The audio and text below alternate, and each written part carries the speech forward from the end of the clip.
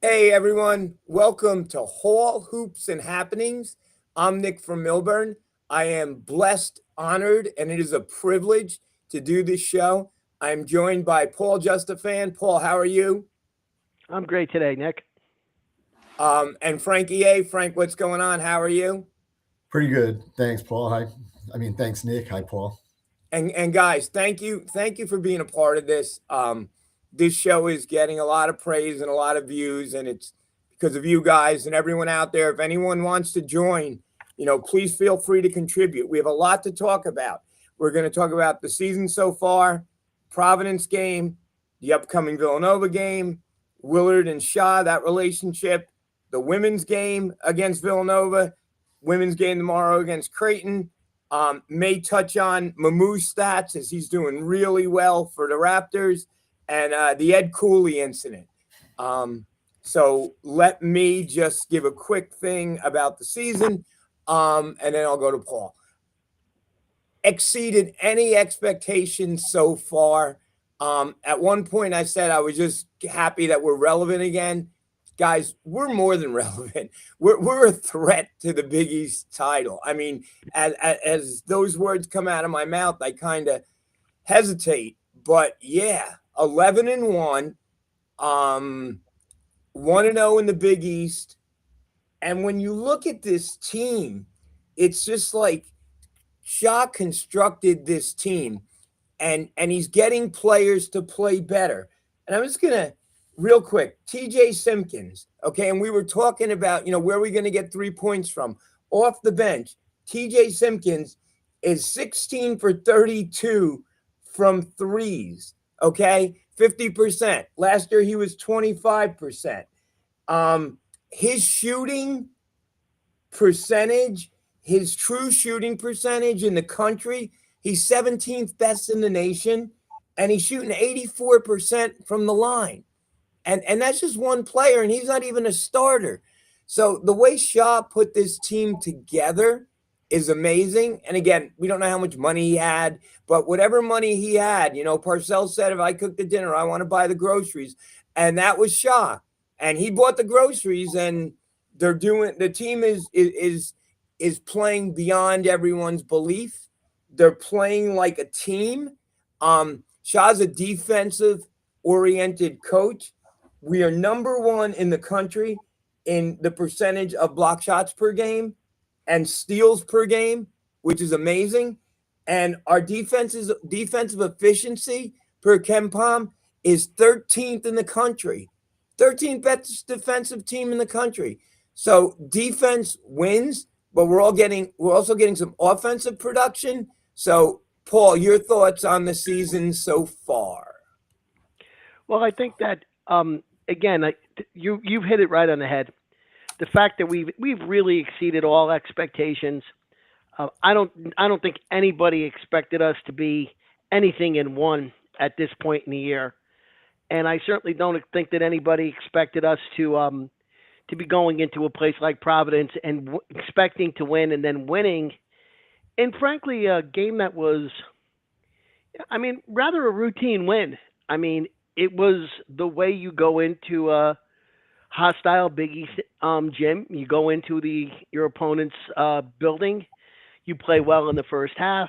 You weather the storms. You play solid defense, and you jump on the bus home with a W. And I never imagined that Seton Hall would be winning this routinely this early in the season.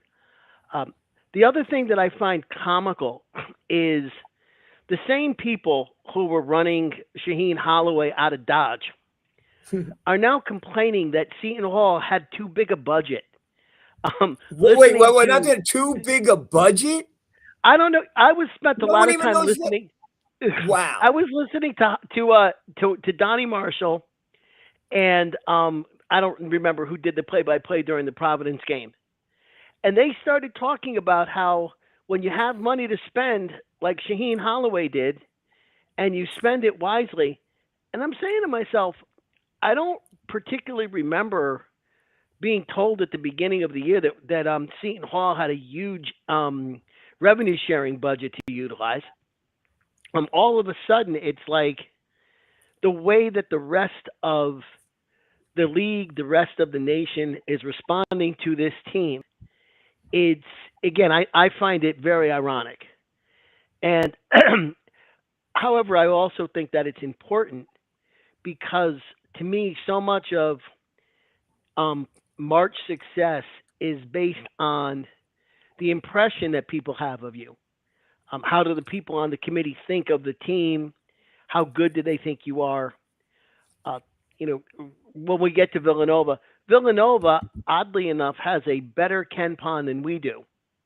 Yes. Yet when Lunardi did his latest bracketology, premature though it may be, he had us as a 9, and I think Villanova either as a first 4 out or a last 4 in. So, despite the numbers, people are getting now into their minds that Seton Hall is a really good basketball team, and are putting us solidly into the NCAA tournament the way they're thinking. And I think that is very important because, as we've seen, it's taken St. John's 4 losses before they dropped out of the top. And I assume they'll be out of the top 25 this when it comes out this week. But it's taken 4 losses before people have realized that St. John's is struggling. I think people's opinions, which are set before they throw the balls up, are very, very difficult for them to change. So I'm very happy to see that Seton Hall is changing people's minds. And I think tomorrow, when is it? At noon? At noon they release the AP? Yeah, I think so. Tomorrow at noon is going to be very interesting. And again, I was talking to someone before and they're like, well, it doesn't matter. But it kind of does matter.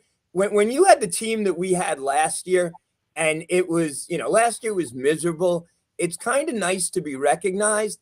And it's also kind of nice when you get 15 points in the Big East poll, preseason coaches poll, to say, hey, we're a top 25 team now. So take your poll and put it where. And so Frankie, your thoughts of the season so far and the Villanova game.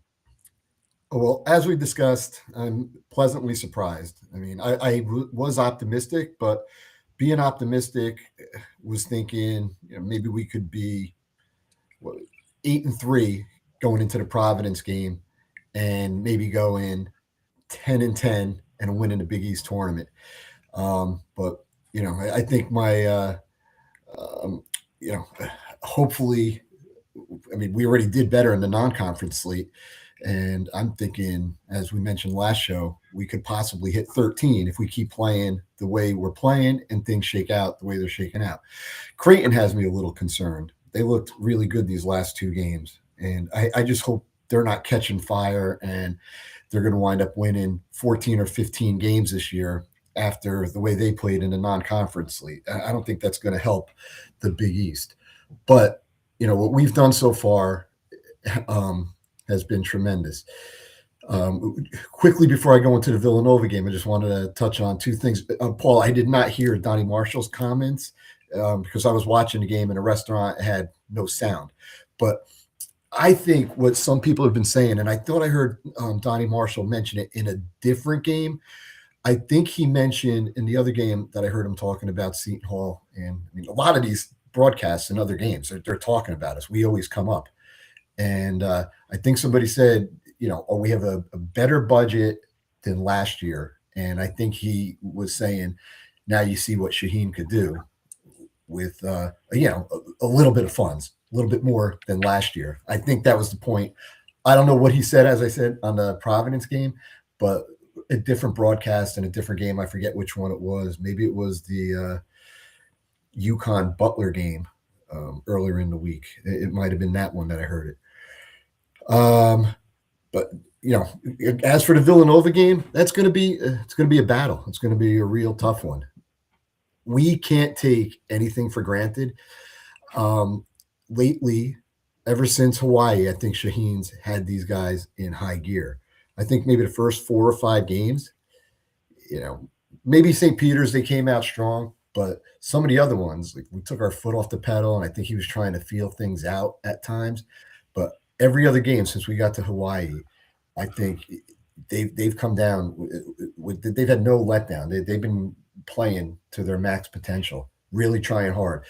And, Shaheen used to get upset a lot last year, not only with the way they play in some games and have a lot of lapses for 5-10 minutes, but remember how many times he would complain about their practices and how they didn't have a good week of practice. And he was scared about the upcoming game, and it would reflect on the team during the game. I remember PJ used to say the same things. If, we had a bad week in practice, they were going to have a bad game over the weekend. So as long as he has them playing this hard, I think it's going to be, we could do well, 10 to 13 wins in the Big East. But seriously, we can't take anything for granted. Because I agree, Frank. And before we're going to get into the Nova game in a second, but let me just say this. And now it's funny because everyone's talking about our budget. Okay. Now we do not have a player, and Paul and I talked about this all summer, who's lower than the top 200 rated person in the portal. They had ratings in the portal, and I think our best was Bud Clark, and it may have been like 230 or something. So Shaheen went out, did his scouting, and they were talking to him yesterday, and he said, I was able to get players that love the game, and they love to play with each other, and they care about each other, and they're team-oriented players. And that's what he got.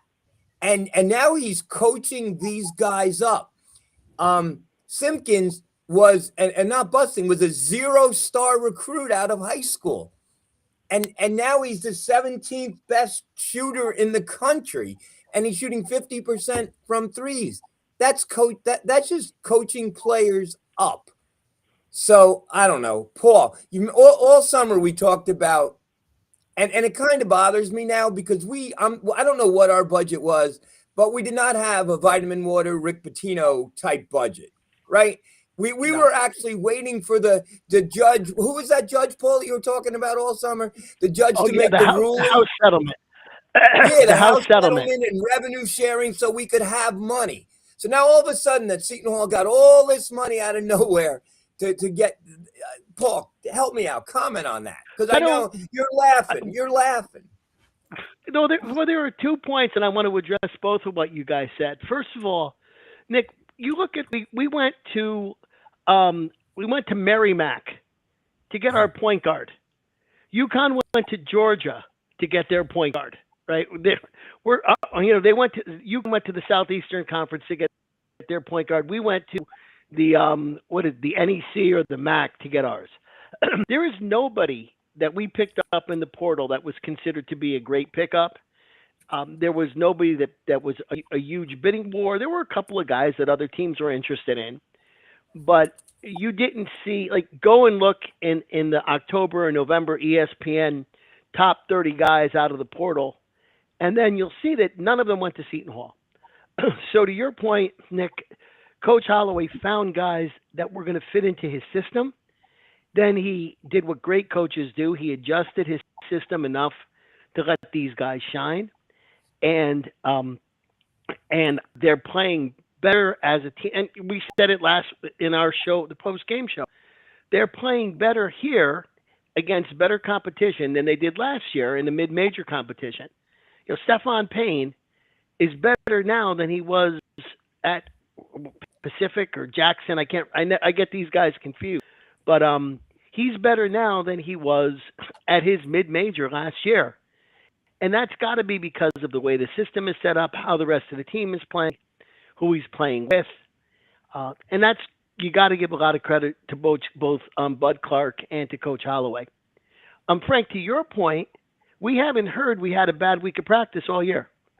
It's Christmas, and we haven't heard that once. Last year, I think we heard it 4 times by the time we got to the end of the year. What we're hearing from Coach Holloway this year is they're tired, which makes sense when you fly to Hawaii, come back, fly to Kansas State, have a big game against Rutgers. Well, I'm not surprised that they're dealing with a little bit of fatigue, and he wants to give them a little time off. But we haven't heard once we had a bad week of practice, and we heard that all season long last year. I think when you look at St. John's, and I don't want to pile on the Redmen, You can. I give you permission. Pile on. you're you're looking at a very talented team that can't figure out how to play basketball. And meanwhile, we have our team, Zuby and Bryce Hopkins, a couple of the guys on John's. If you looked at them, you'd say, boy, they're better than Seton Hall's players. But they're not playing better, and they're not playing well as a team. They can't seem to figure out what to do. They look confused at times. And and I'm going to say, I'm going to paraphrase something, Nick, that you said. Rick Pitino hasn't forgotten how to coach. I think that as we move forward in this portal NIL era, guys who are willing to buy into the system, guys who are willing to get along with new players that they bit the personalities is going to be just as important as the numbers or how a guy looks in terms of raw. If I can get 10 guys who are talented enough to play together and run a system, I'm going to be better off than getting 5 all-stars who can't seem to figure out how to share the ball and play.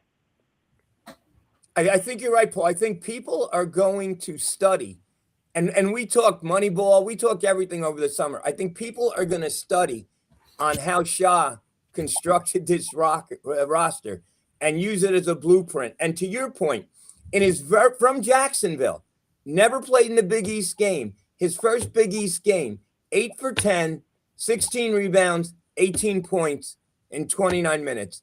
That's Stephon Payne. Okay?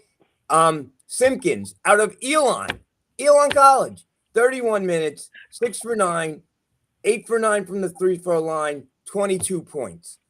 I mean, how does that happen? I mean, these guys, these guys were between 200 and 300 in the portal rankings, and our coach saw something in them, and he invested in them, and he got them here. He coached them up, and so far it's playing off. Christina, I'm going to have Frank address. Put up Mike Pilardi's comments. So, Frankie, Mike Pilardi, we are going to need $2.5 million to keep Hines. Frankie, your thoughts? Hopefully we don't need that much. I think we must have had something because I remember he was a late get and other people wanted him. I know NC State and Will Wade, they were really pushing for him. And so I'm guessing we had to throw something at him. And I'm guessing we had to throw something at some of the other players too. So we probably did have more to give out this year, but that doesn't mean Shaheen didn't make a lot of wise choices. There's a lot of teams out there with unlimited budgets that spend almost like the Yankees or Dodgers. We do not.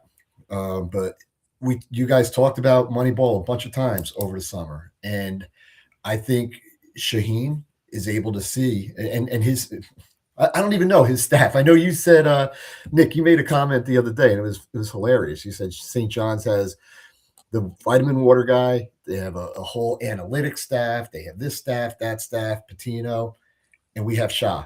But Shah was able to find all these players. And I think the most important thing, like you said, I heard the same interview yesterday. I don't know where I saw it.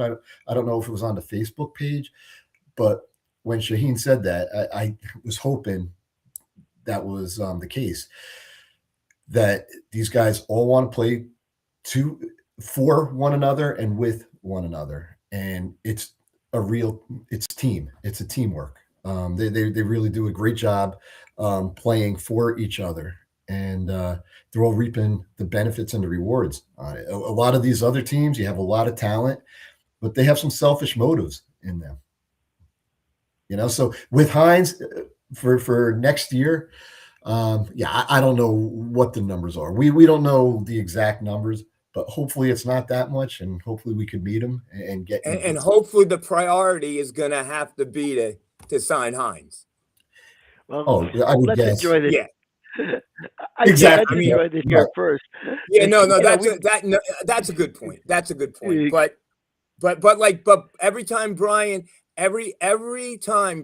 Feld talks, and I love Brian, and Brian, if you're watching, I love you. he makes a thing that you guys, this is the reality. None of us might love the NIL, but the good thing about the NIL is if you have a bad year, you could trade with the right investments, you could turn it around in a year, and we've done that, right?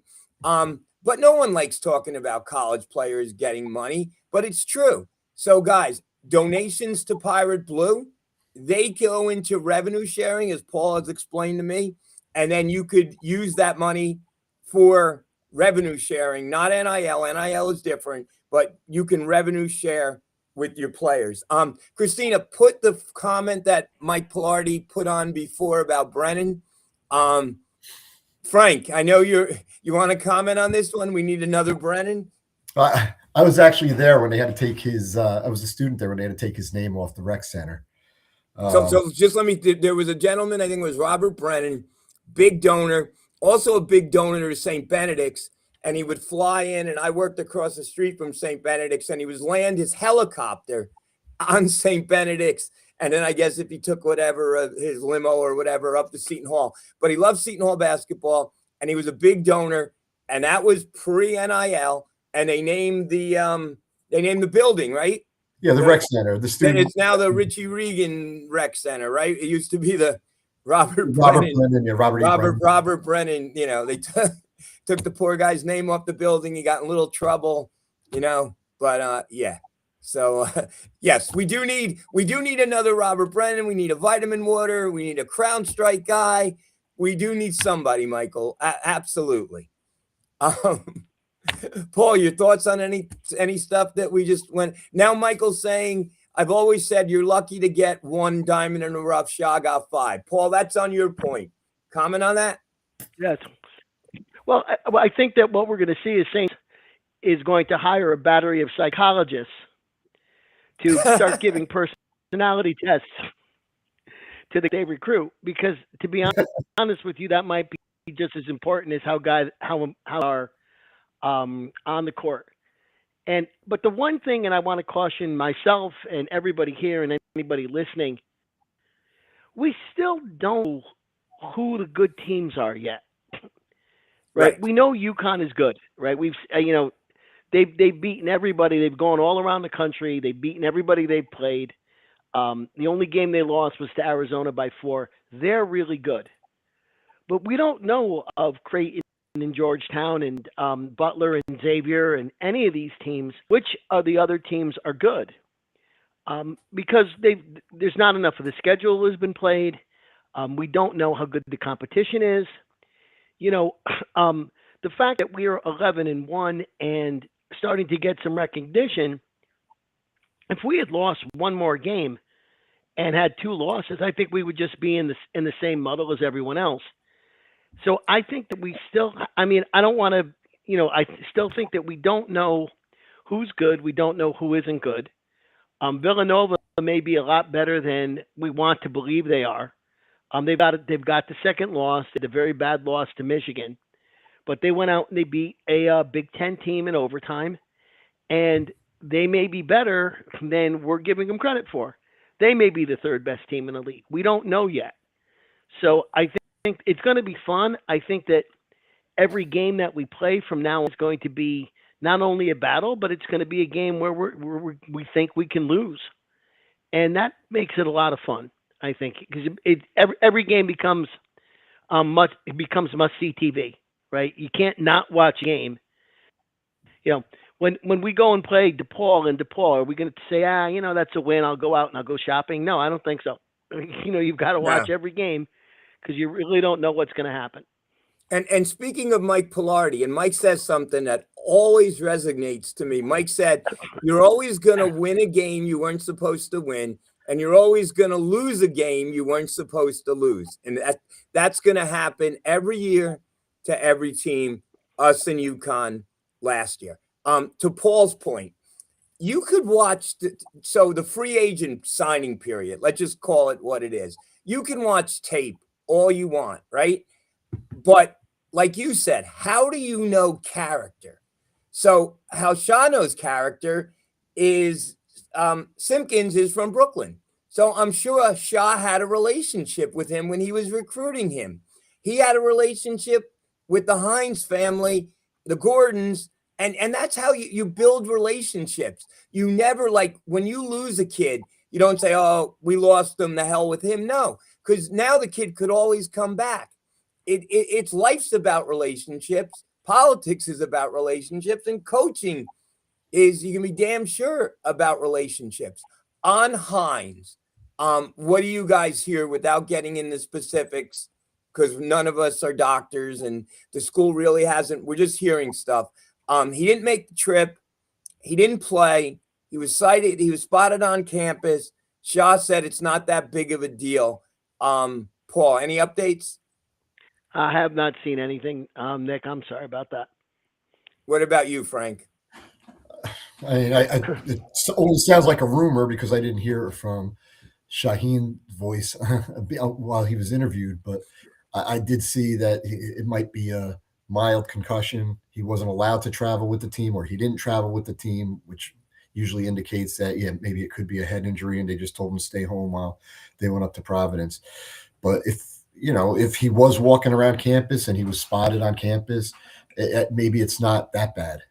So like Shaheen is saying, so hopefully he'll be back soon. Yeah, the only thing we could officially go by is what the coach said. And the coach said it's not that big of a deal. He'll be back sooner. So I think sooner than later.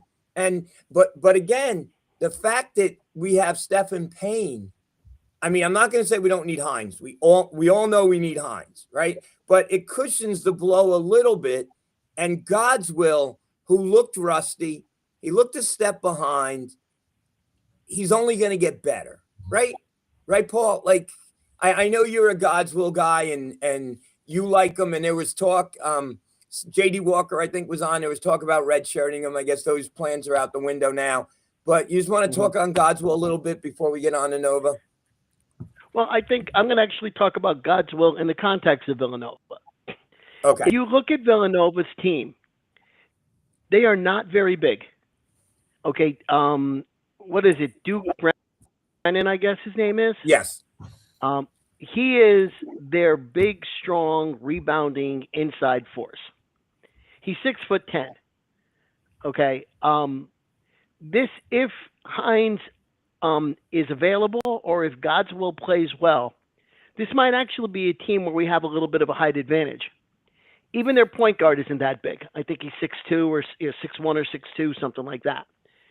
So I think in this particular game, a God's will that knows where he needs to be on the court and is a little bit tougher inside would be a very, very valuable asset, because it might be a matchup that we could take advantage of. And certainly Hines' offensive skills, if he's available, would be very valuable, because he's going to have a couple of inches on whoever it is who's guarding him inside. Villanova doesn't get into foul trouble all that much, and I don't believe they give up a lot of free throws. So I think that it would be, have the second big guy get inside against Brennan would be a very, very good thing for us. So I hope to see God's will out there playing a little better. I hope that he gets his court sense came back. Last year, he didn't have any court sense until like the last month of the season. And then all of a sudden he seemed to get his footwork. He knew where he needed to stand. He knew how to set the high pick and roll. In this game, he was maybe a little bit rusty, maybe just a little bit anxious because he hasn't played, but he didn't look like he knew where he needed to be on the floor. And once he gets that sense back, I think that he can give us some valuable minutes. Frank, your thoughts on God's will before we get into the next topic? I mean, any contribution he was able to give us the other day, I was just appreciative of it. It is hard to come back, like you said, Paul. And, there was rust there. And, last year was a learning situation for him. He seemed, you could call it rusty in the beginning of the year.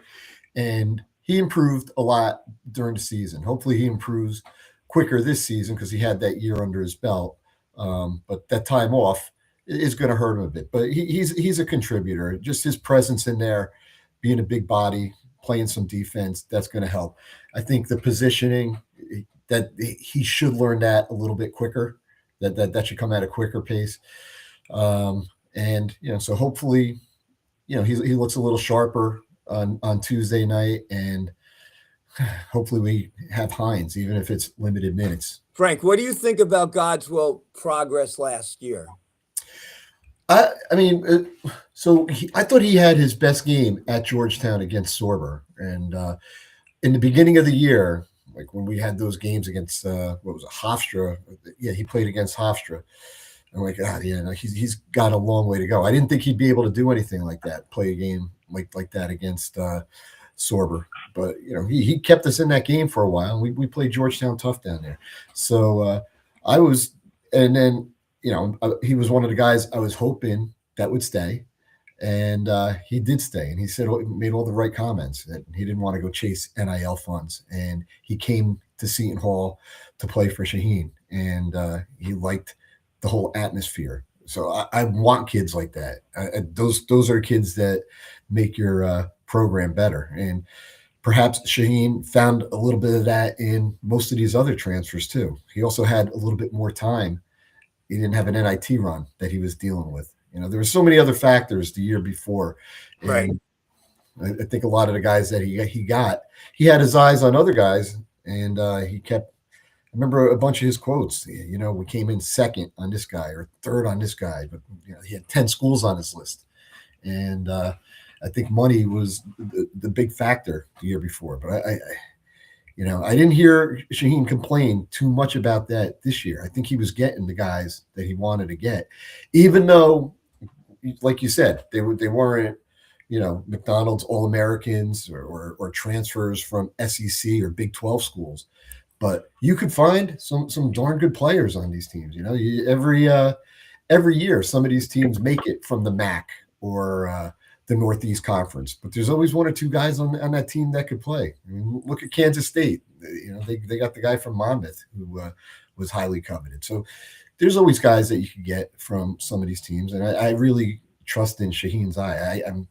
I truly believe he's one of the best coaches in the Big East. And if he does wind up getting coach of the year, he definitely deserves it. Let me go, and Christina, you could take Brian's comment off, and we'll get back to that in a second. Put up Brian's first comment. It's Shaw ball. So here's the thing, Brian, and so Shaw got his first opportunity. He was I think he was a Dobo or something under Bobby.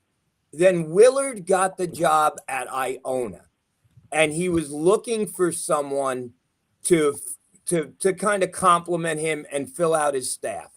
Kevin Boyle, who coached Shaw over at St. Patrick's, recommended Shaw to Willard. They interviewed, great interview. Nothing like things happen. Nothing happens for 2 months. All of a sudden, Willard calls Shaw. They get an agreement. Willard from Patino is an offensive coach, and Shaw's going to run the defense. And they did that at Iona. Then when Bobby imploded, and I'll say that nicely, those two gentlemen brought their game here, and they both had the same philosophy of grittiness, of coaching players up, and Willard gave Shaw room. Didn't feel a lot of people sometimes when you have a strong two, and we've all had it at work, you feel intimidated. Kevin's credit, he didn't feel that way at all with Shaw. He let Shaw do his thing. He knew Shaw would be an asset. Shaw also knows the whole metropolitan area. Shaw can walk into a house and the families love him. He has that personality because he comes across that he really cares about the kids. So they did great together. Then Brian Feld got the job at St. Peter's. We won an NCAA. We won the Big East tournament in 2016 under Willard and Shaw, 4 trips to the NCAA tournament, which is right up there with PJ. And then Brian Feld gets the job, needs a head coach. He calls Willard and he says, I'm going to be interviewing Shaw. And Willard's like, my players love him. It's going to be hard. And it was, because they were a great team. And I don't ever remember, and this will segue into my second point, a Seton Hall former coach coming back and coaching against us. I know Blaney, Curious George, may have been the worst coach in the history of Seton Hall. He came back as an assistant, right, with UConn. But Gonzo never coached again. PJ never coached again in college. Raph never coached again in college. I don't think we ever played Harvard, so I don't think Amaker ever coached against us. I don't think Louis Orr never coached against us. I'm going to go back. Richie Regan, I know, took the job as our athletic director. Before that, it was Honey Russell. So I have no idea. That's where my knowledge stops. But could you guys ever, in your mind, has a former coach ever come back and coached against us? Not in that timeline. The one, I go back more recent than you do, but I don't believe so. And Amaker was one that was possible. We never played him at Harvard, right? And well, he was at Michigan first. And at Michigan, yeah. Did we have a game against Michigan? I don't remember. That would have been the only one, but I don't think so. I don't think so either. I think we might have had Duke during that era when he was at Michigan, but I don't quite remember us playing Tommy Amaker. Yeah. So Paul, do you remember? You I know you're a UConn, or you know a lot about UConn. I don't remember that, and I am an Ivy League fan. I don't remember if Seton Hall ever played Amaker, but I can take a look at that, and maybe after I get throw it in the chat. How many Blaney came back with Calhoun, right? Yeah. Paul. Yeah, that much is true. That much is true. How many years was okay? Yeah. How many years was Amaker at Michigan? Amaker was not too long. Go on, Paul. He was only there for 2 or 3 years, right? He was only there for 2 or 3 years. I'm trying to remember if Seton Hall played him during that time. Yeah, and then he settled in at Harvard. He's been at Harvard for a long time, and it's Seton Hall ran into Harvard in one of those holiday tournaments or something like that. So he might have done. I'll take a look. So just to segue into Nick, my other point. Well, let me just do this first. To segue, I wanted to do this first, and then you could preview Nova. So like Junior said the other day, Willard's coming back the first time. Kadari came back, and it seemed to be all about Kadari coming back. Now my sense is it's not all about Willard coming back, but it's more about Willard coming back than I thought it would be, if that makes sense. I still think it's Seton Hall, Villanova, and both of us could be ranked come tomorrow. So my question, Frank's going to the game, and Paul, 2 parts. What kind of reception do you think Kevin will get? And if you were at the game, what kind of reception are you going to give Kevin? But you have to remember, and I was thinking this too, it's going to be like, and the coach of Villanova, Kevin Willard, assisted by X, Y, and Z. It's really not a long intro. So I think personally, I'm going to cheer him. Again, when KW came in here, he took us, we couldn't have been any lower. And I don't want to get into it, but it was criminal. Literally, it was criminal. And it was a whole bunch of issues. And the place wasn't that Bobby didn't leave the shop in the best of shape. Let's just put it that way. And then Kevin came over with shot, and they had to clean it up. So I appreciate all that Kevin Willard did for Seton Hall. In my mind, he's one of the best coaches in the history of Seton Hall, and I will clap for him, and I may stand and clap for him. But I think there's going to be boos. I think it's going to be 50-50. Paul, your thoughts, and what do you think, the crowd's reaction? So I think that's right. This isn't like coming back to Providence after he left Providence. This is, Willard won for 3 years. and we won an NIT in the interim, and we're 11-1. So I think that I mean the way I've been describing it is, you run into an old friend, and you're over her. You know, things are done, but that doesn't mean that you're not happy that the guy you run into with is 50 pounds and you're in shape. I think that you know we're 11-1. We're in a good place. I would not trade Holloway for Willard right now if I had the opportunity as a head coach. I'm happy with that. The best revenge is to live well, and we're doing that.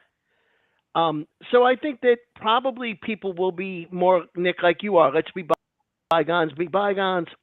Um, give them a at least some of give them something of a hand, and then the rest of the game we're gonna be booing him every time he stands up, and if he gets the crowd's gonna go crazy, and that's gonna be fun. But I don't think that there's gonna be as much because the is less immediate. He's been gone for a little bit, and we've kind of moved on. So that's my sense. Frankie, your But what thought? I would like to jump in. No, let's do Frankie real quick, and I'll get back to you, Paul. I promise. Real quick, Well, Frankie. Okay. Personally, me, I'm not gonna stand and cheer, but I'm also not gonna boo. We've moved on, and I am happy, very, very happy with Shaheen. I don't know. I personally don't think Willard could do a better job in this era with the NIL, especially the way we were last year. I think what Shaheen's doing with finding these players and working with our budget, I think it's amazing. But no dislike, no animosity. It's just that I'm not going to cheer for any of the Villanova players. I'll sit there with respect, watch them get introduced, but I'll stand and cheer when Seton Hall's getting introduced. I don't know what the other fans are going to do. You're probably going to have a mixed reaction. You're probably going to have some that are going to be feel insulted that he left. Paul, maybe they don't think it's because somebody's 50 pounds overweight, but maybe they think the wife or the girlfriend left them for more, another guy with more money. But that is certainly true. and essentially, which is what he did. He left Maryland for more money and then Villanova for a better position. But then there's going to be some that I saw a ton of comments. Jerry Carino made a post today, and it was a really nice post, wondering how people felt. And almost the majority of the posts said they were happy and they'll never forget what Willard did for the program, dragging us out of the trenches. Thank you. Now Mike Pilardi, I still can't get over how he left us, but Mike's gonna clap for him too, because Mike realizes all that he did for the program. Paul, Villanova, is that what you want to jump into now? Yeah, because I've only got about a couple of minutes before I've got to drop. All right, go. So let's start with what we've been talking about. Okay, we went to Providence into an emotional environment with things that didn't necessarily have to do with basketball, and we had to weather a storm in a big crowd. We had some early game jitters that we got through that Providence didn't take advantage of. I think that that's going to be the case for Villanova. This is their first Big East game. They are on the road. There is going to be at least some level of emotion and interaction around Kevin Willard and we don't know how he's going to feel back to a school that he had a lot of success at. He might have some level of nostalgia. We don't know.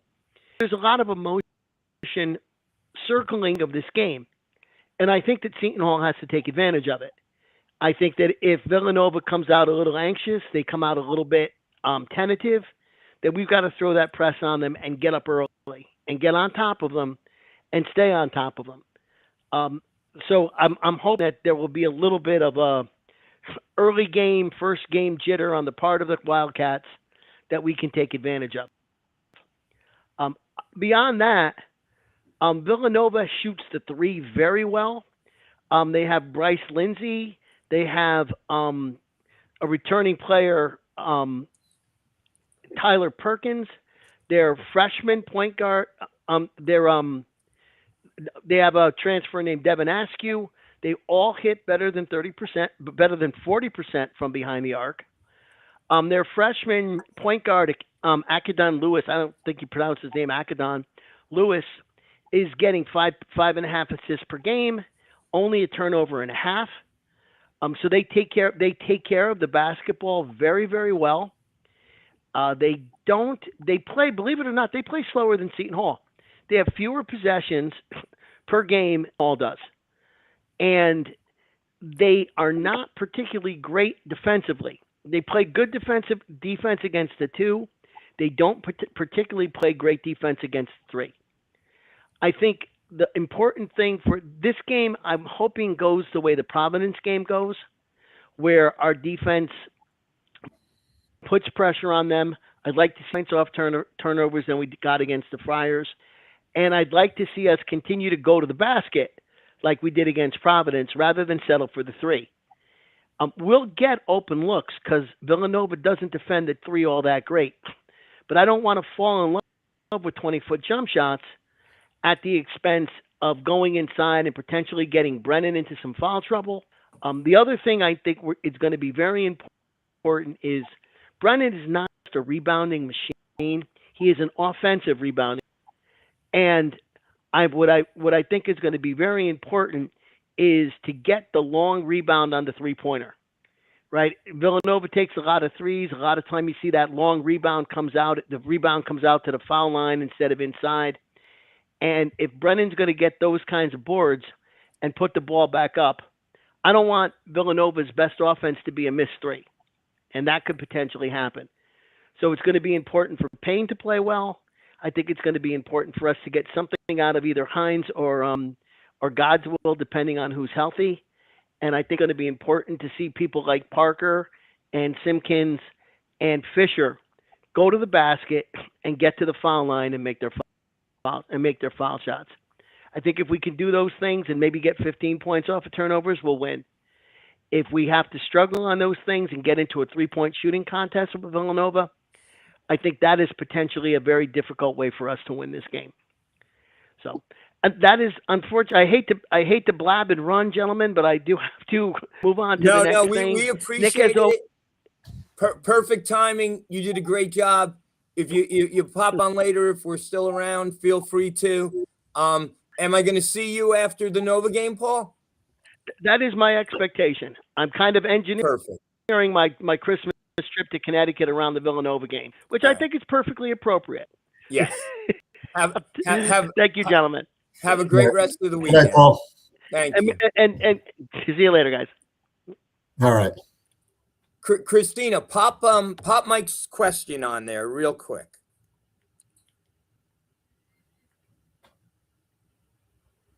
Christina, if you want to pop Mike Pilardi's, there you go. So when I look, and Paul's great, that's going to be about the best scouting and report you're going to get on any opposing team.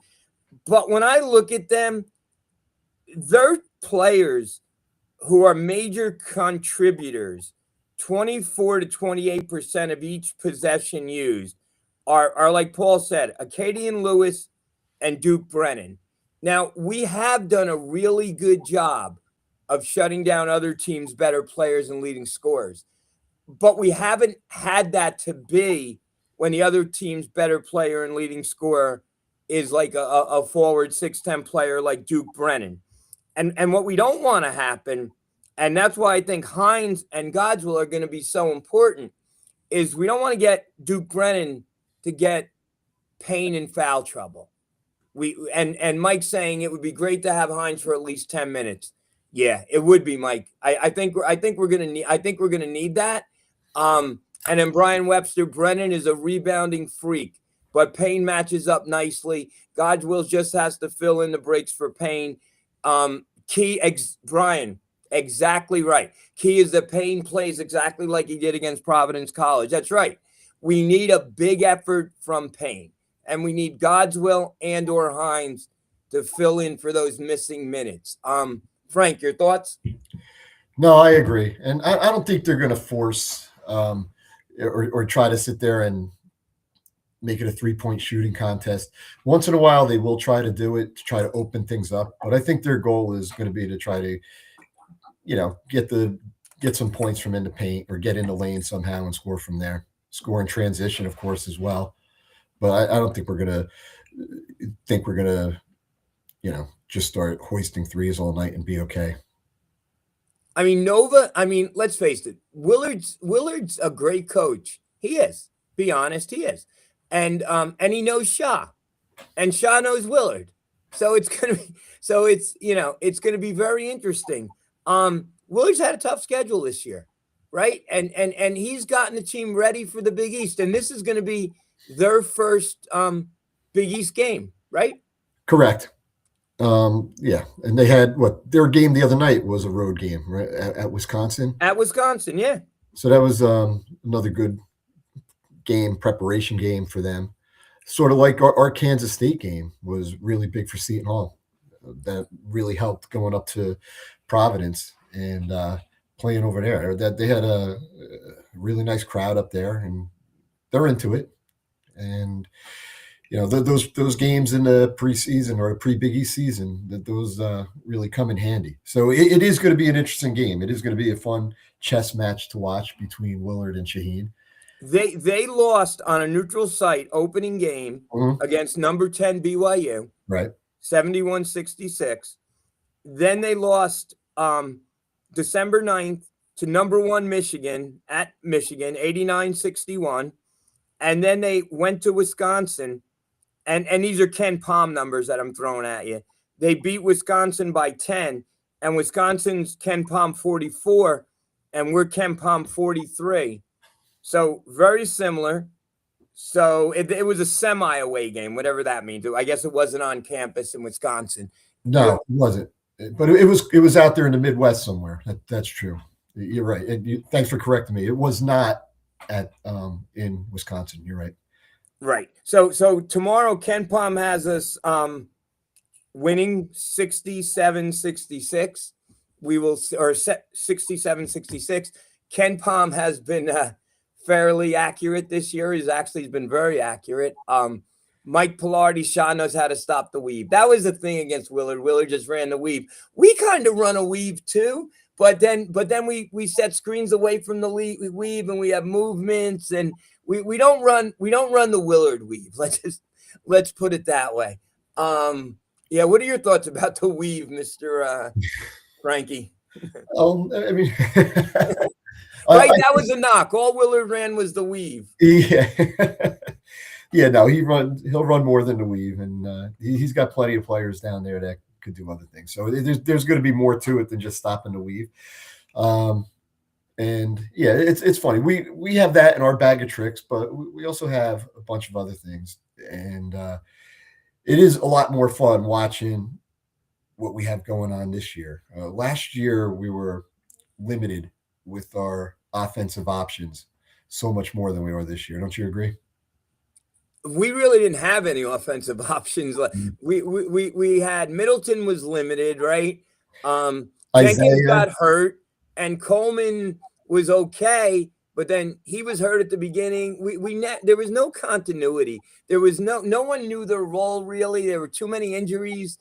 Roles weren't defined. Players, I don't know. There was no. Oh yeah, guys are out of position. Adewusu would have to play all over the place. That dude, Adewusu got killed for playing the point. But who else were you going to play the point? Last year was a disaster. Yeah. Okay. No. Poor Adewusu. He one day he'd be, or for 5 minutes he'd be a forward. Then next thing you know, he's a point guard. He was all over. He would do whatever Shaheen asked him to do. But what was Shaheen going to do?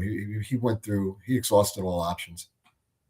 Christina, send Mr. Hathaway the link, which would be a perfect segue because I want to talk about the women, and I'll wait till Mr. Hathaway comes on.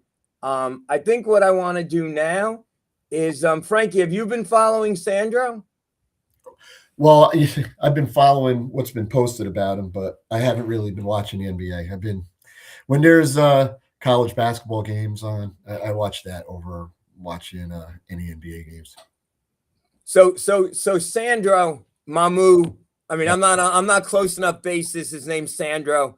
I mean, and that was funny too. These guys would say Zeke to Isaiah Whitehead. I mean, my son was friends with Isaiah Whitehead. He could call him Zeke. I wasn't on that relationship to call him Zeke.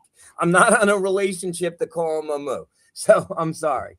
So Well, a lot of Sandro, people would call him Mamu because they couldn't pronounce. they can't pronounce. Yeah, they can't pronounce his name. Right. And that's why I'm calling him Sandro and not Sandro.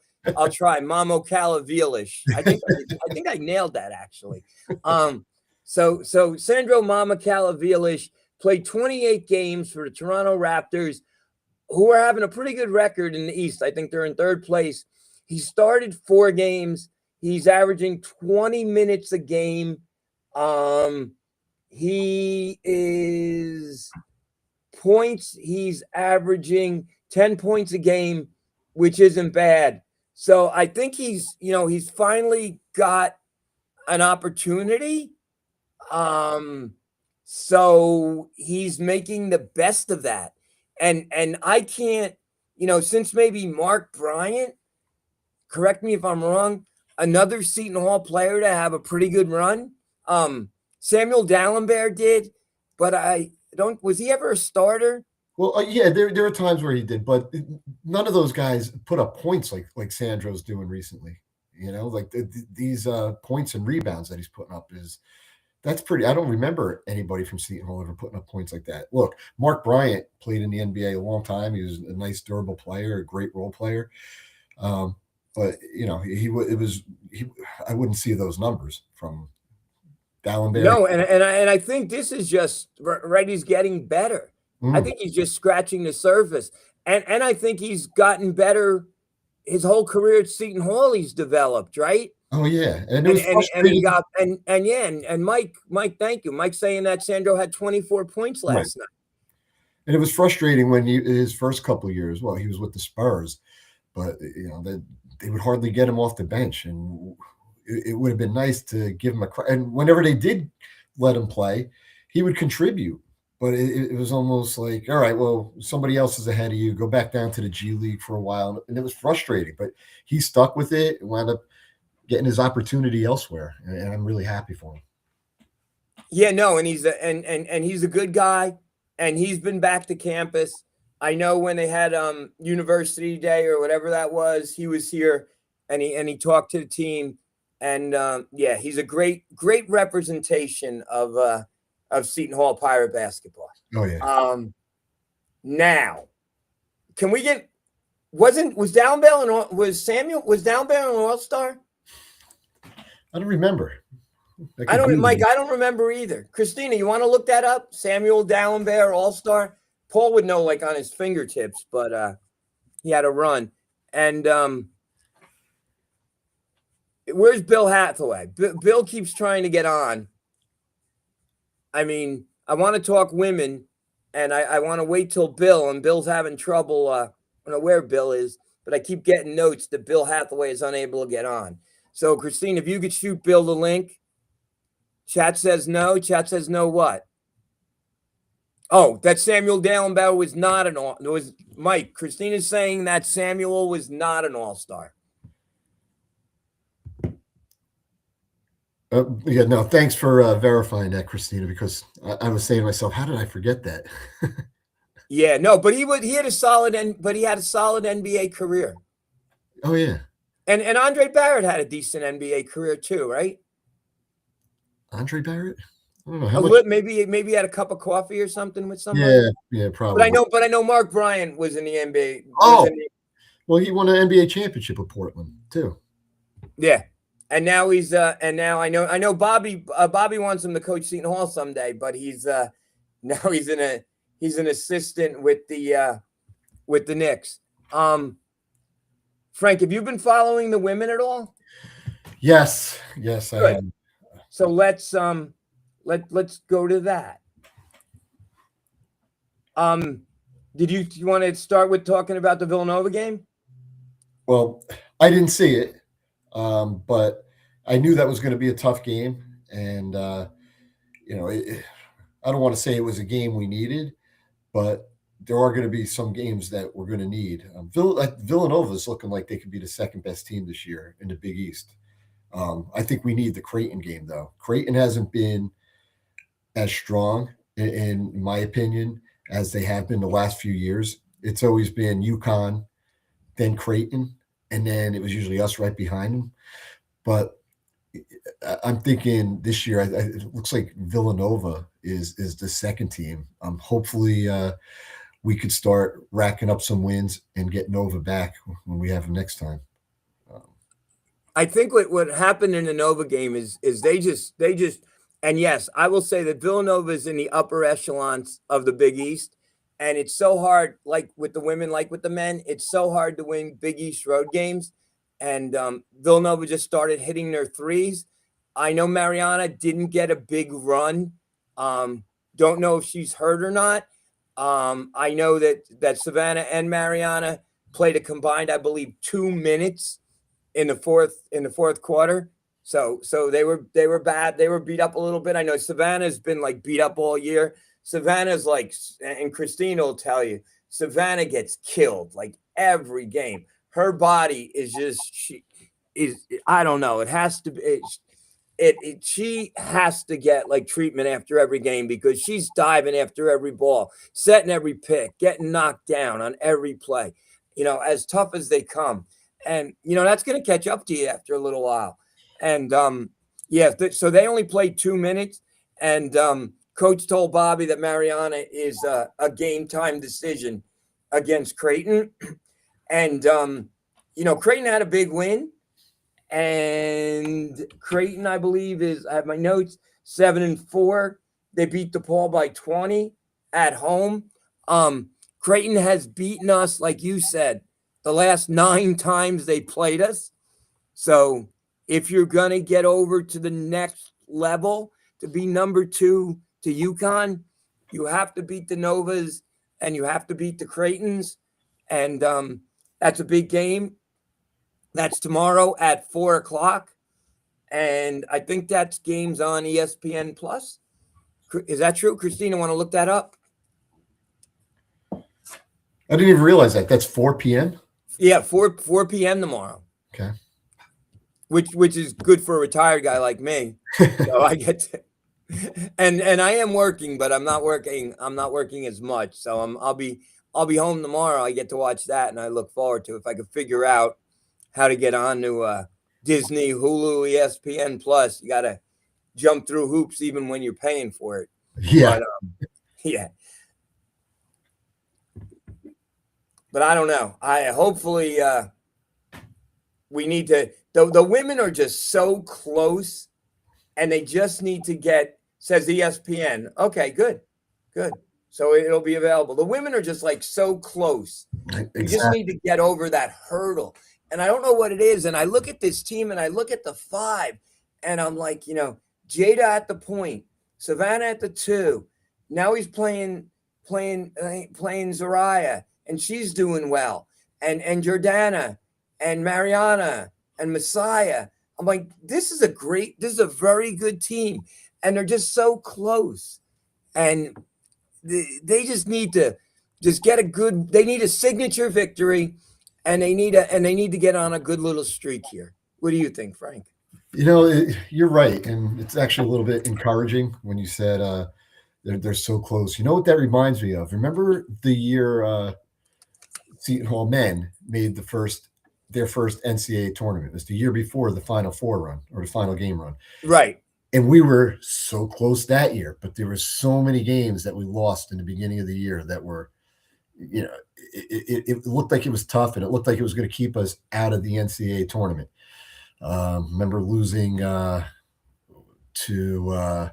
Florida in the finals of the Big Apple NIT. I mean, once again, we were so close. It was a bogus call at the end of the game on Martin Sally. It was just as bad as the Ramil Robinson call. I think Vernon Maxwell was the one who hit the 2 free throws in that game. So I don't want to go too far on the men, but they lost another close one to Santa Clara, and then a bunch of Big East losses in the beginning of the year until they made that nice run and the team just started gelling. Hopefully that's what we have here with the women. Maybe they're going to gel and they'll put on a nice run at the end of the year when it counts. Yeah, and the thing is, if you remember with that team, Mark Bryant, there was a lot of talk back then. They wanted PJ fired. the student government had a petition, I know. and they came out to fire PJ. That- And then Mark Bryant put the squad on his back Oh, yeah. and basically saved the program. And then we ended up winning an NCAA tournament game that year and went on to great success the next year. And Mark went on to a great NBA career. So that's really a great point. Christina, come on for a second. Christina had some comments about she was at Tony's press conference. What was Christina's comment when she said you did no such thing? What did that mean? Yeah, Christina, You said on. Mamu's name completely wrong. You butchered it. Sandro Mamu Kalavilish. You say it then. Mamu Kalashvili. That's what I said. No, it's not. I want Bill to say that name. Bill. Bill can't even get on the stream. Yeah, so, Bill can't even get on. Bill's in the business. Bill's a technical guy, and Bill can't even get on the show. Bill, have Felicia help you. I'm seeing the bottom of my screen for the last 45 minutes. Bill's trying to get on. Christmas is going to get here before Bill gets on. Leave him alone. He's sick. But Christina, what is your point? You were at Tony's press conference. What did he say?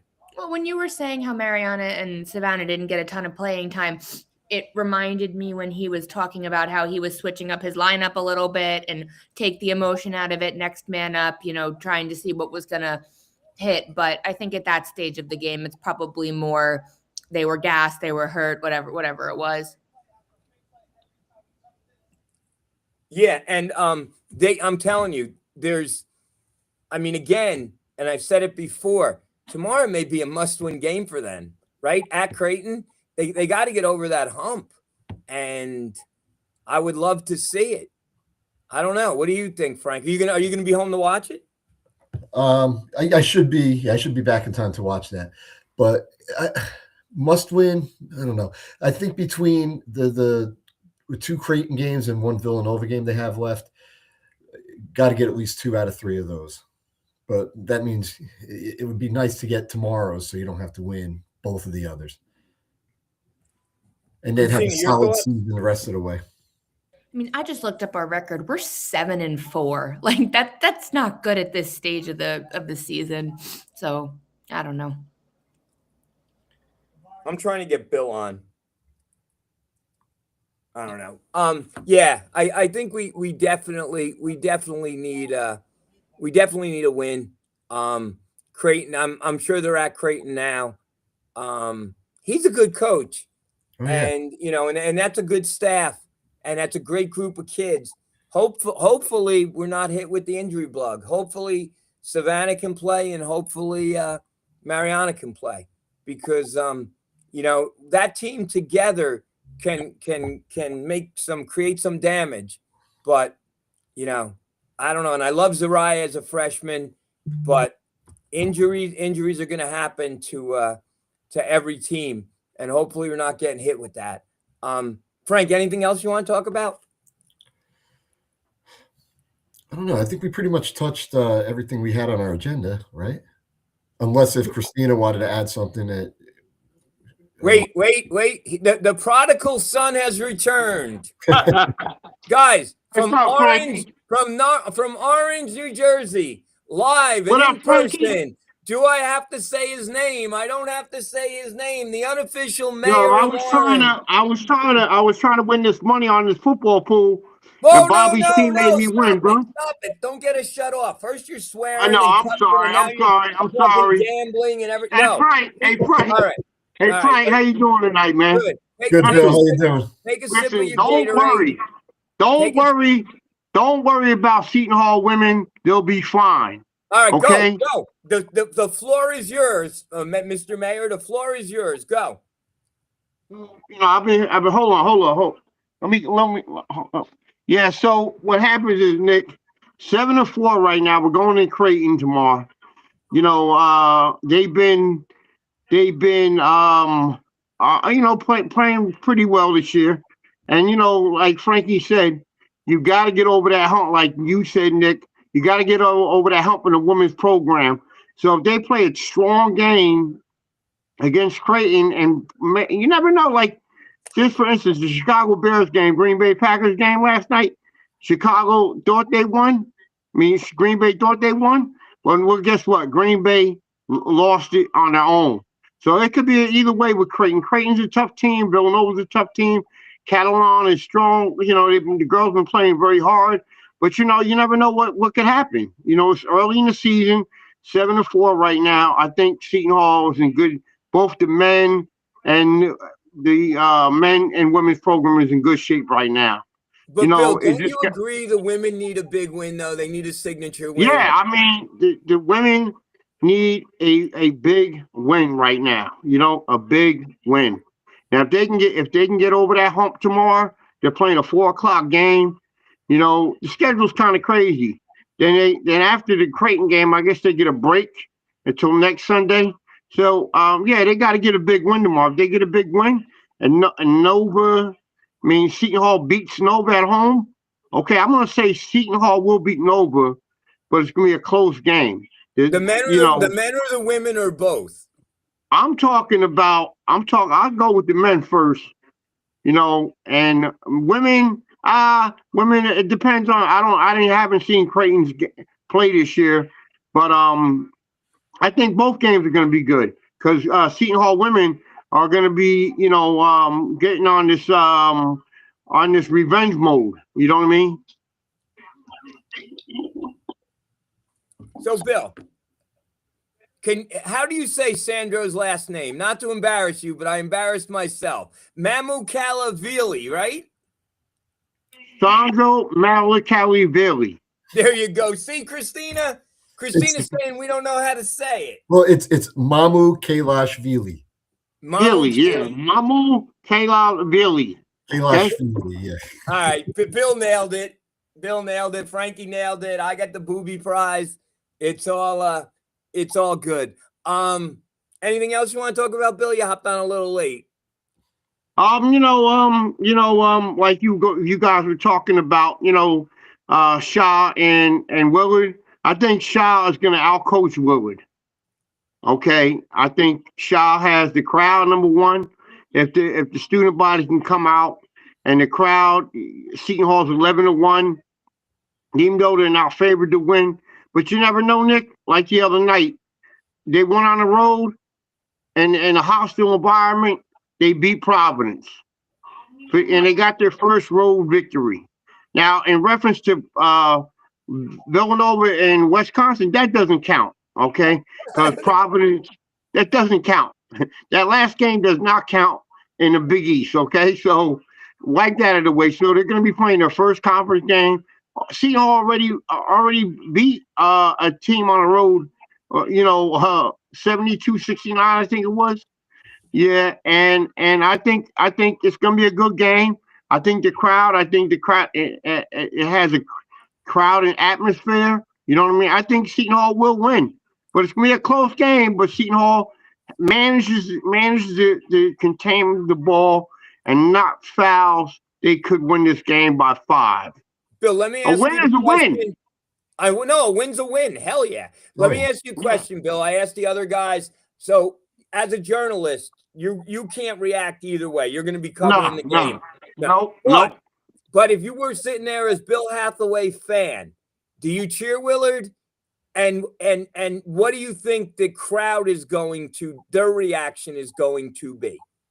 Well, I think the crowd is going to have a lot of momentum, you know, going to that game because Seton Hall's 11-1. No, but how are they going to react to when they say, and the coach of Villanova is Kevin Willard? What is the reaction going to be? I don't think it's going to be too pleasant a call for that.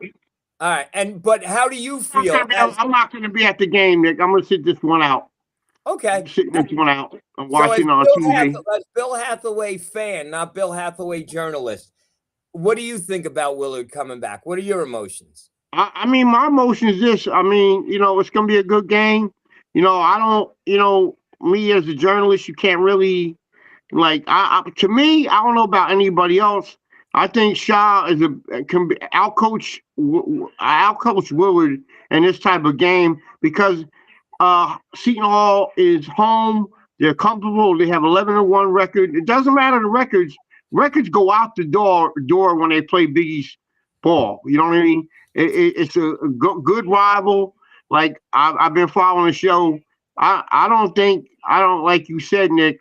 I don't think no one has coached against us. Louis Orr during the years of Louis Orr and all that stuff. I think it's gonna be a great game. It's gonna be a great game. Seton Hall's gonna win by 5. And Seton Hall has a better defense. In my mind, I haven't seen. I only seen Villanova through a TV, but it's gonna be a good game. It's gonna be a good. It depends on turnovers, and it's gonna depend on defense of Seton Hall, and is Najee Hines coming back to play? Because you know what, Nick, Najee Hines, Goswell, Payne, they have a combination. Like Willard can go. Man, I'm sorry, Shaheen Holloway could go to the bench. He has a bench going into this game. I don't know how about Villanova. I didn't see him only briefly on TV against Wisconsin, but it's gonna be a good game. Another Big East battle. Bill, what we were talking about, and I know you and Bobby have connections because, again, you guys are journalists. You guys are real journalists. If you guys could find out, and I'm sure Seton Hall could look this up. Okay. Has a Seton Hall coach ever come back and coached against Seton Hall? And we were just going back to Richie Regan, and the only one we weren't sure about was Amaker. I don't know anything, about Honey Russell and before that. Okay. But I'm sure somebody has that info, and I'd just be interested in knowing. And if they did, how did they do? So if you want to ask one of your contacts that, or if anyone out here knows that, because I might put that question in our chat later. Okay. Just curious to know that. Aren't you too, Frankie? Didn't I perk everyone's curiosity? Oh yeah, absolutely. And before we forget, one thing we wanted to get Bill's opinion on, actually all of our opinions. About the water bottles flying around. Oh yeah, we forgot about Ed. Oh yeah. So let me just, Frank, you go, since you brought it up. Tell a story. Well, yeah, it was reported this afternoon, and it was even shown on TV that Ed Cooley, in a disgusted manner, fired his water bottle. It happened to hit a kid in the stands. Wow. Yeah, and Georgetown suspended him for the Coppin State game. So I don't think the suspension is going to last any longer than it is right with that one game, but that's what it is for now. Yeah, but see, you can't be doing that. I'm sorry, and I get it. We're all emotional, but Bobby Knight threw a chair on the court. I mean, you got. I mean, someone at the very least. Yeah, that's not a professional work. That's not good. Yeah, I didn't see the video. I didn't see the video. I just seen it on our Facebook page today about Cooley and the incident.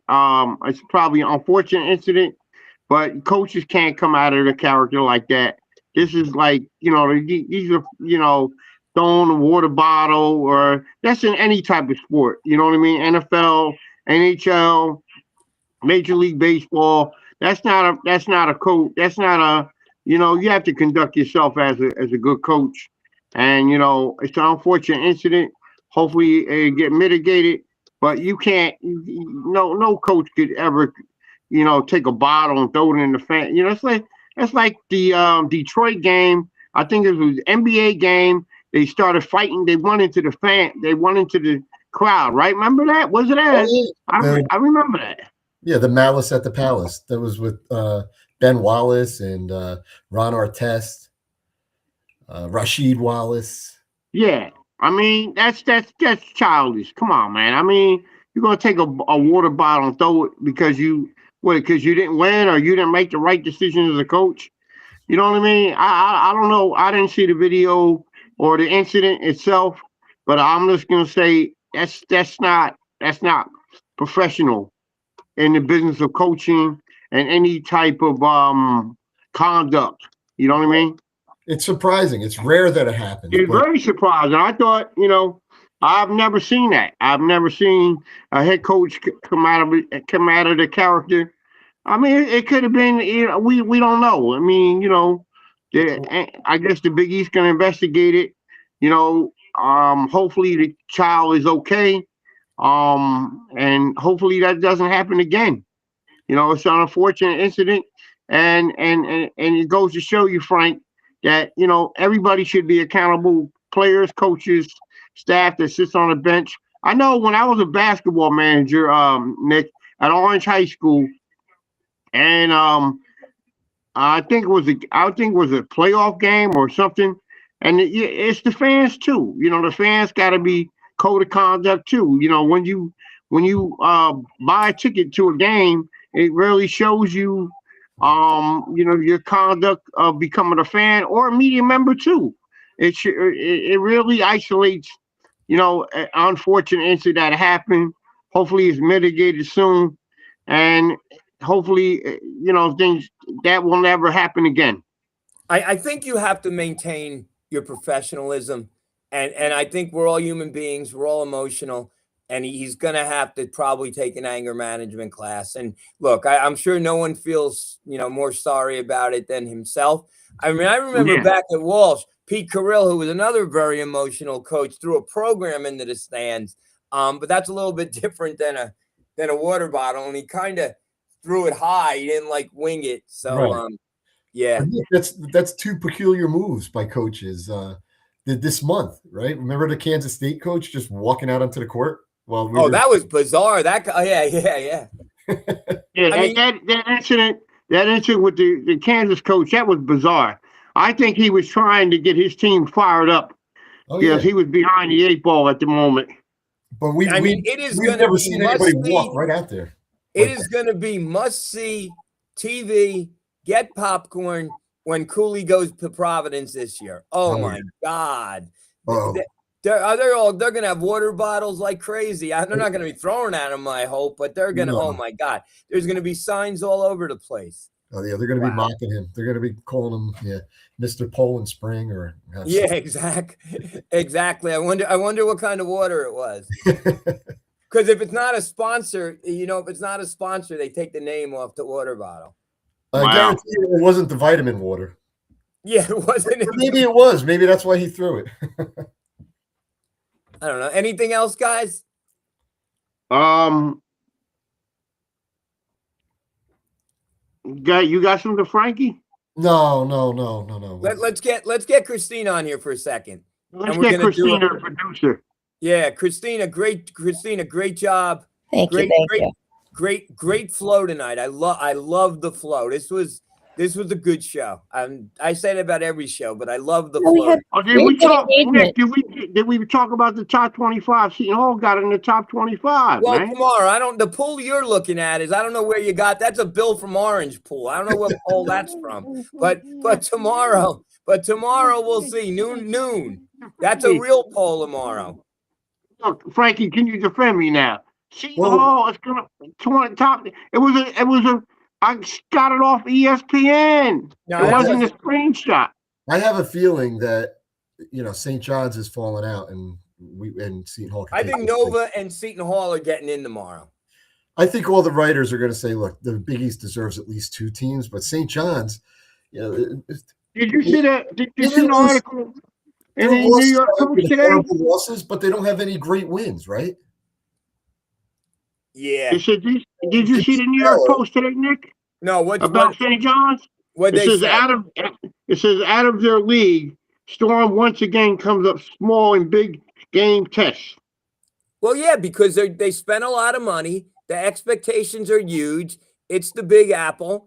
Yeah, exactly. And he's not. I mean, when you get a budget like that, you have to win. So he's going to get a lot of flack. But I'm not worried about him yet. But I think Nova, I don't know. Maybe Nova will be 23 tomorrow and we'll be 25, something like that. Could be wrong, but that's what I predict. What do you think, guys? And again, it really doesn't matter, but that's just my thoughts. Polls are just, predictions. You know what I mean? How far? I think Seton Hall will get in the top 25, and Nova. You know what I mean? It depends, to me, polls are just numbers. You know what I mean? Just a number. 25, 24, 23. I counted towards the end of the season where we're in February and March, where we're at in February and March right now. Yeah, But the we got a only long poll way to go. the only poll that matters is the one at the end of the year. That's Yeah. the only one. Yeah. Christina, before we do final thoughts, great job producing tonight. You wanted to talk about something? I don't think so. You guys have been going on for a while. Just go real quick. Give a quick synopsis, because that tends to people for whatever reason are interested about Taylor. So we're Bill, gonna I know talk you know about- this on Yep. Disney. Go on. I was Christina. gonna say we're gonna talk about Bill's favorite person, Taylor Swift. No. I'm not a Taylor Swift fan. Well, why not? Come on, the connection with Kansas City Chiefs. Oh, come on. So she has a documentary, and Okay. after every leg of the shows, she takes the revenue she makes and she gives her dancers and her truckers and everyone else a tip. Rumor has it, on one leg, she gave the dancers $750,000 tip. What would you do with Wow. that, Bill? Each, Oh. right, Christina? Each. Each. For one, you would walk away with a $750,000 check. No, I would split it among family and friends. Oh, okay. She gave a bonus. I shouldn't have said that, but and that just shows you whoever's how gonna hear much this money. gonna say, like, it's $750,000. I'm gonna split. I'll give a donation to Seton Hall NIL money. How about that? Maybe Taylor Swift could donate to our NIL. Maybe. Absolutely. Then we could keep our players. But yeah, the documentary, I thought it was really good. I thought she comes across as a really nice human being, really caring, and yeah, she gives everyone a bonus, and it just goes to show you how much money she was making. If she's dropping whatever in the millions, right, Christina, in bonuses to the people behind the scenes and everybody. Her leg, like she did like 3 different legs, so it's pretty incredible when you think about just how much money she must have that she can spare millions in bonuses. But what I took the most out of it is she's genuinely a very nice young lady. I'm sorry. She really is. Wild that on my mother and father's, evening, you guys decide to sit and watch Taylor Swift for 4 hours. I'm thrilled. All right. Oh, boy. Bobby, wait. Oh, no. He couldn't help himself. Oh, Bobby, that's Bobby Taylor coming in. Swift. Bobby Oh, heard we were no. talking about Taylor Swift, so he had to come on. Bobby had to hop on. Taylor Swift, I'm leaving. Merry Christmas, guys. I'll see you Bobby, later. how you doing today, buddy? Merry Christmas, Bobby. We're just winding down. What's up, brother? I just want to pop in. Like I said, next week or two, I'm fully engrossed in the fantasy football. So after next week, I should be free on Sundays. But Yeah, we had a good show, a lot of engagement. Yeah, Christina did a good job producing. Lots of really good comments today. It was really great. by the way, I got one thing to say. I was saving. Yeah. You probably already discussed it. But Mike from the Aquinas group said that Hines had a concussion. Did you guys see that? No, I didn't see that. Frank briefly talked about it. Has that been confirmed? No, that's why I said it was a rumor. I didn't even say where it came from. I just said I heard a rumor. Because if he does have a concussion, it kind of plays into what Shaw said. Like, we'll talk about it later. Hopefully he'll be back this week. Because maybe there was some mayhem or something, fooling around or something, and he got himself hurt. That's what it seems like. Concussions are nothing to play around with. Yeah. I mean, look at Bryce, right? We lost Bryce for months because of a concussion. Oh, he was never the same after that. He was never the same. I mean, you don't know how people are going to react, and I've never had one, but that I know of, right? But because back in the day, you just got back in and played, right? So Nick, what was your thoughts when you saw our friend using our group to get some juice for his article? Oh, I gave him a comment, and I'm turning over a new. I'm just, my kids are busting me because I preach kindness, and if I'm gonna preach kindness, I have to be kind myself. And let's see if he uses my quote. But yeah. Well, I just thought it was kind of weird that he doesn't really think much of us, right? As far as except posting articles. Now all of a sudden he wants input. I know. That's my only frustration, and it's like I wanted to read these articles, and you can't read them because, and I know that's not his fault, but because they're behind a paywall. I get it. We all want to make money, but. Bill, you feeling better? Yes, I am. Yes, I will. You look better, Bill. I don't have that many great pictures because I actually sat where you sit. That's okay. I sat up by you That's where good. you are because where I usually sit, they have seats there. Yeah, I'm gonna be at the game tomorrow night. On Tuesday. Just trying to recover. I'll be back at Seton Hall on New People Year are asking about you. or next Sunday. People are definitely asking, where's Bill Hathaway? People are asking Everyone about loves Bill Hathaway. All right, fellas. I just want to pop in real quick. All right, well, Bobby, final thoughts. We'll wrap this up. Oh wow, final thoughts. Wow, it's Christmas. Not the easiest week for me, but Merry Christmas. I'm looking forward to, I'll see Eli tomorrow night back in St. Mary doing the game together, and then, of course we have the big game on Tuesday. So looking forward to a little distraction this week. Speaking of distractions, and yes, Christmas is a rough time for a lot of us. You sit around the table and you think of who's there, but then you also have to remember who's not there, and it's tough. It's tough. Yeah. But let me ask you this, Bobby. Are we a year yet? Have we been doing this for a year? About a year. I've been trying to figure our start date. It may have been after the holidays. I'm not sure. Yeah, and the first was me, you, and Paul, and then Frankie. Then Bill came on, and then Frankie came on after that. So yeah, just wondering if we've been doing it. I found you guys in the spring doing this. I remember not the spring, but like maybe late February. Yeah, in the middle of the winter. As it was for some reason, I think Xavier was our first game because I remember I had to study Xavier. But anyway, all right, Frankie, final thoughts. No, it should be a fun week. Merry Christmas, everyone. Are you gonna be on Tuesday? Me? Yeah. Yeah, I guess we'll try to get home in time. Yeah, let's shoot for I guess 9:30. That usually works. 2.5 hours. Okay. By the way, I was just watching the Nets game. Mamu was playing. He wasn't playing? He was playing, yeah. We were talking about him. Yeah. Yeah, Mamu Calzavili. Sandro Calzavili. No. Bill, no, you're saying I messed it up again? Mamu. My God. Mamu.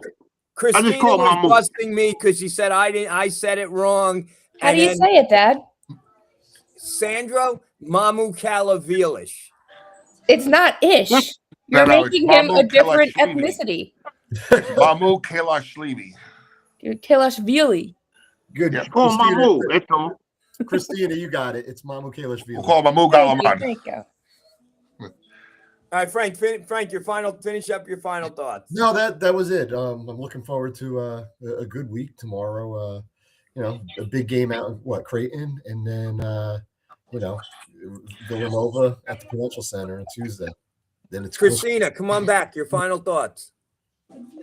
Excited about the season. Disappointed about the women, but Mr. Bill seems to think that they're going to be okay. So trust and believe. Well, hold on. On that thought, Christina. Yeah. We hopefully we win tomorrow night. We split the road trip. Yeah. Villanova's really good. I think they might be better than Creighton this year. We were talking about that. That's what we said. Yeah. So we as long as we finish strong, right? We're still finding our way yet. So as long as they get it together and start playing more cohesively and find ways to finish the games, it will be okay. So it's early. And we stay out, and hopefully Savannah and Mariano will play tomorrow. Yeah. He didn't say much about that question, so I don't want to push him. No. All right, go on. No, that's it. Just right, excited, Mike, and I really hope we freaking win on Tuesday. Women's game tomorrow at 4. Looking forward to it. We're gonna have a show after the Nova game. Looking forward to the Nova game on Tuesday. I think Kevin Willard did a great job. Sorry, Bobby. I thought Kevin Willard did a great job with the program. I will never speak badly of him, but I think other people will, and it may be a rocky 5 seconds or whatever of a reception. My final thoughts are Merry Christmas to everyone out there. The men's and women's program will do good. We'll have a winning season this year for 2026. And bless everyone out there. And see you guys on Tuesday night post game. Post game. Bobby, take care. Love you, brother. Love you too, guys. Take care, guys. You guys Take are care. right. Bye, Frankie. Bye, Bye. bye.